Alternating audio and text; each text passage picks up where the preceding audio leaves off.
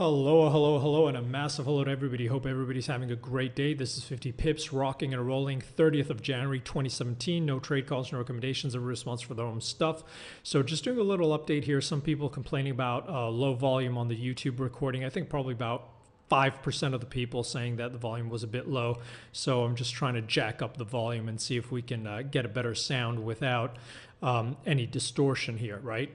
So I thought we'd talk about cable. What's happening on cable? Well, basically, technically, on cable, it looks like it looks fairly bullish, right? Or at least it looks like it's trying to attempt a bullish rotation. We're hovering here. We've put in something like a double bottom, right? Made our way back above the 50 and back above the 100 DMAs, and are trying to use these as support to try and take out these highs. You know, we talked about 128, top of the range, 1950, bottom of the range, trying to break through. That's going to be a bull bear line. That's going to be a pivotal level for a move lower, and try to make our way back to the 200 DMA, right? So that's technically, that's the way this is looking. This is a key level also because, you know, it's a big support that was defended. That's where we completely crumbled through. And if you look at it on something like a weekly too, you know, it's fairly, it's undeniable in the way this is actually traded. You see even, you know, we had this very, very bullish weekly right in the same area that caught a lot of bids, right? You see that wick there, got a lot of support, and then right in that area, we got that bullish weekly. So, you know, very, very bullish. So that's the technical pattern. And again, if we take out that 128, there's a lot of room to correct to the upside, right? That's the breakdown zone of the 135, but we've got that 50 weekly moving average coming in. So there's clearly a lot of room to run, right? Now, the other problem is, though, what's going on in terms of either, you know, the fundamentals, you know, some people saying the data is getting better, et cetera, and, you know, the headline risk with Trump, May, Brexit, et cetera, et cetera. So we'll have to see what happens there. The way we're looking at it is we still think that this is going to, you know, the risk of velocity is still to the downside, not to the upside, even though the market is most likely positioned short. So, you know, you could get some more squeeze. But, you know, the way we're looking at it, if this is going to complete that bigger fib move that we'd looked at on the monthly, right? And basically the 123 of the move is coming back down into the 116.80s. What that means is, actually, let me just get that monthly so I can show you again in case people haven't watched the previous updates. So a reset chart. Thank you to somebody who told me how to do that in the YouTube comments. But basically, see, we had that big move back down.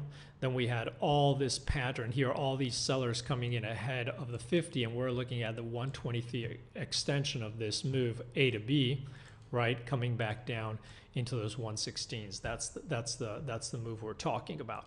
The way we're looking at it, we still think there's a lot of wheeling and dealing left to be done, and we still think that the risk reward, especially from last week, it makes sense to be also positioned to the short side. At least we prefer to be positioned to the short side, especially off this failure on the daily here, right? Now, we're going to have to deal with this, you know, with these two moving averages, which are going to be key bull bear lines. But basically here, the way we were looking at it, whether you were trading it with a tight stop at this reversal, which we would not favor because these tight stops tend to be sitting ducks.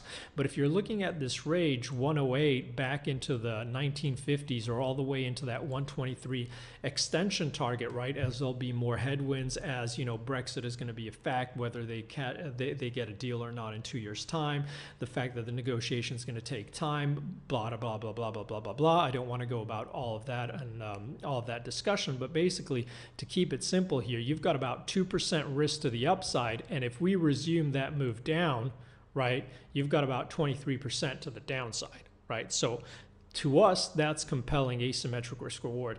Now, even if you don't get that whole move, right, we suspect that there is some unfinished business at these lows, and even a move back down towards that unfinished business, whether you get a move right there or not, it still means that the asymmetric risk reward is to the downside, not to the upside. Now, again, that doesn't mean it can't go higher.